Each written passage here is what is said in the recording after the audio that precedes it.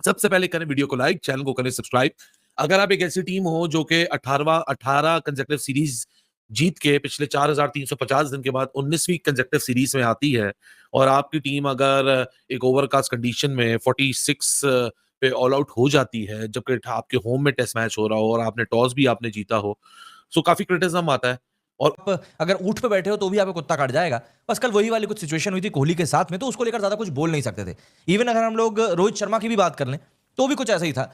लेकिन अगर इंडिया इस मैच को बचाने में कामयाब हो जाता है तो कहीं ना कहीं हम लोग ये कह सकते हैं कि शायद ऊपर वाले का एक इशारा था, एक मौका था सरफराज के लिए कि भाई तुझे इस मौके को भुनाना पड़ेगा, और सरफराज ने बिल्कुल दोनों हाथों से उस मौके को लपक लिया है। उसके बाद आप अगले ही दिन 356 रन की लीड अपने ऊपर कंसीड कर लें तो लोग बोलते हैं बस अब तो महज कार्रवाई है कि 46 खा लिए, 46 पे ऑल आउट हो गए, उसके ऊपर 350 खा लिए, क्या करेगी टीम। लेकिन दुनिया की कोई टीम करे ना करे, लेकिन एक टीम है जिसका नाम है इंडिया। टीम है तो है क्या। और मैं कोई सोच भी सकता है कि 46 के ऊपर ऑल आउट होने के बाद इस वक्त इंडिया का बुरा हाल होना चाहिए, लेकिन न्यूजीलैंड का बुरा हाल हुआ है। 400 रन करने के बावजूद न्यूजीलैंड की शक्लें उतरी हुई, रोने वाले हुए हैं। मैं इतनी श्योरिटी के साथ कह रहा था कि मैच इंडिया जीत ही नहीं सकती, ये मैच में इंडिया की वापसी हो ही नहीं सकती, न्यूजीलैंड जीतेगा, ड्रॉ होगा। और अब अगर आप स्कोर कार्ड देखोगे, जो बल्लेबाजी देखोगे, ऋषभ पंत उफ तोपा क्या। ये जो तस्वीर आप अपनी स्क्रीन के ऊपर देख रहे हैं ना, इस तस्वीर में एक बात क्लियर है कि सरफराज अपने विकेट के लिए कितना ज्यादा कीन था कि भाई मुझे इस बार रनआउट नहीं होना है। सरफराज एक बार 99 के ऊपर रनआउट हो चुका है, इस बार तो वो बिल्कुल भी नहीं चाह रहा था कि भाई मैं कैसे भी करके आउट हो जाऊं, क्योंकि उसको भी पता है कि ये मेरा मैच। मतलब सरफराज ने जो 15 सेंचुरी, आप इसको राइट ऑफ नहीं कर सकते। मैंने आपको पहले दिन भी 46 ऑल आउट जब हुआ था, मैं कहा था अगर कोई यहां से कमबैक कर सकता है, दुनिया में कोई एक टीम जो कमबैक कर सकती है वो टीम इंडिया है। और डे 1 के ऊपर यानी डे 2 जिस दिन 46 ऑल आउट हुआ, तो मैंने एक टर्म आप लोगों के सामने कही थी कि अगर यहाँ कमबैक हुआ तो it will be the mother of all the comebacks. 147 year test cricket में ऐसा कमबैक आपने नहीं देखा होगा जो कमबैक अगर तो यहाँ बैंगलोर में हो गया। लेकिन ना अगर ना मगर, जब 356 रन इंडिया ने खाए, कल रोहित शर्मा, यशस्वी जायसवाल आए, उन्होंने जिस तरह का आगाज दिया, उसके बाद विराट कोहली और अपना सरफराज की जो पार्टनरशिप लगी, आखिरी बॉल पे एक अनलकी आउट हुआ, उस सब की बात कल रात तक हमने की। लेकिन आज सुबह ये एक्सपेक्टेड था कि इंडिया ये 2 घंटे लंच से पहले पहले तक बगैर किसी विकेट के नुकसान के चला जाएगा। ये तो पता था कि अगर चला जाएगा क्योंकि सरफराज और ऋषभ पंत की पार्टनरशिप लगेगी तो लीड तो उतर जाएगी, और उसके बाद फिर आपके पास 2 सेशन होंगे जिसमें आप लीड चढ़ाएं। और कल 3 सेशन डे 5 रफ मौजूद है, अश्विन और जडेजा 200 लगभग 250 करें और दे दें न्यूजीलैंड को, और क्या पता इंडिया 46 ऑल आउट होने के बाद ये गेम जीत जाए। अब आगे क्या होगा, अगले 5 सेशन में क्या होगा, ये अभी लंच ब्रेक से आधे घंटे पहले बारिश हो गई, वो तो अब हमें आने वाला वक्त ही बताएगा। लेकिन ये बात अगर मतलब 46 पे ये टीम ऑल आउट हुई थी पहली इनिंग्स में, और 99% लोगों ने तब उम्मीद छोड़ दी थी कि यार अब इस टेस्ट मैच में कुछ बचा हुआ है, या इस टेस्ट मैच में कुछ होगा, या इस टेस्ट मैच में इंडिया मतलब चौथे दिन तक भी मैच ले गया तो बड़ी बात है, बहुत बड़ी बात होगी, या तीसरे दिन तक भी ले गया तो बहुत बड़ी बात होगी। लोगों ने यह कहना शुरू कर दिया था।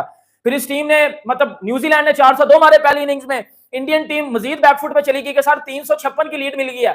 अब 356 की लीड वो भी जो है वो आप तीसरी इनिंग में बना पाओगे या नहीं बना पाओगे। फिर कल रोहित शर्मा और विराट कोहली ने जबरदस्त किस्म की इनिंग खेली।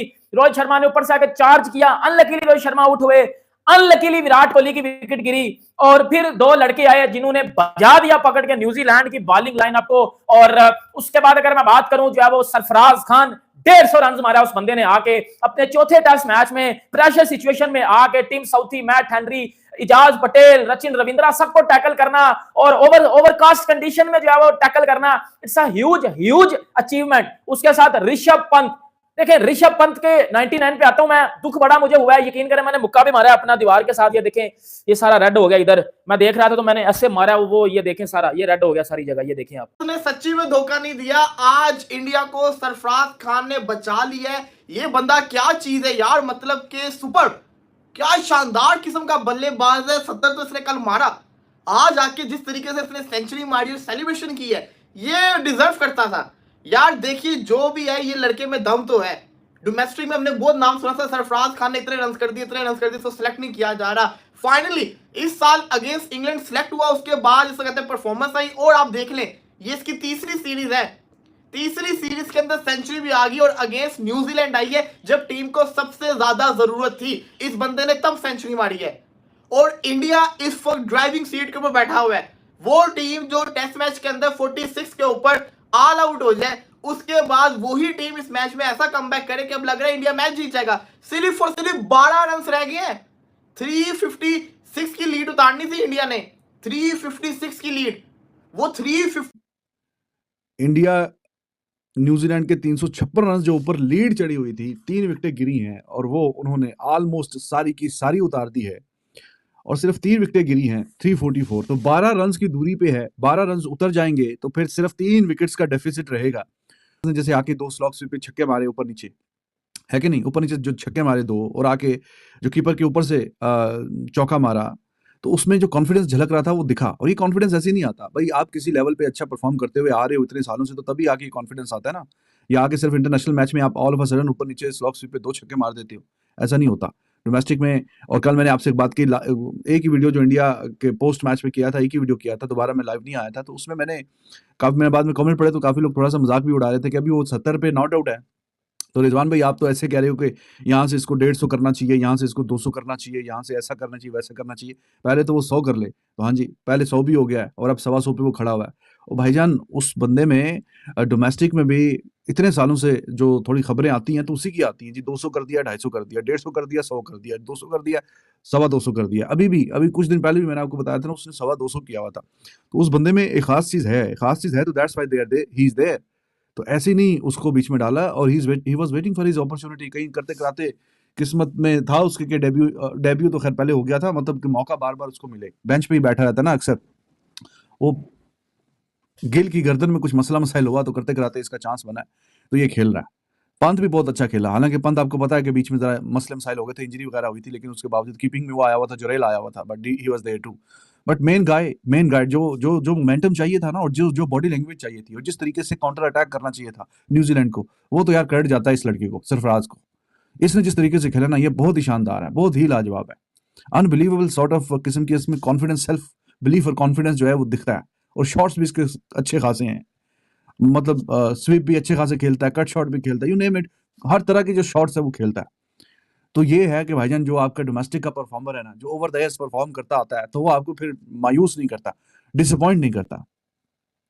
इतनी बेहतरीन और शानदार परफॉर्मेंसेस आती रहती हैं डेब्यूटेंट की तरफ से, लेकिन इस बंदे ने, look at the sort of pressure he would be under, कि 100 के नीचे तो, जब रोहित शर्मा कल, it was sort of unlucky the way he got out, लेकिन आउट तो आउट ही होता है, तो तब ये बैटिंग करने आया था। 100 के नीचे का टोटल था, टोटल इंडिया का 100 के नीचे का, अभी 350 पे खड़ा हुआ है and he is not out, still out there. जब 3 खिलाड़ी आउट पर इनिंग्स का आगाज किया था, 125 का डेफिसिट था, तो उस वक्त शायद कोई ये कहता कि टी पर अगर आपकी 3 विकेटें चली जाएं और आप कोई 80 की करीब लीड ले लें, तो मोहसिन भाई आप ले लेते ये?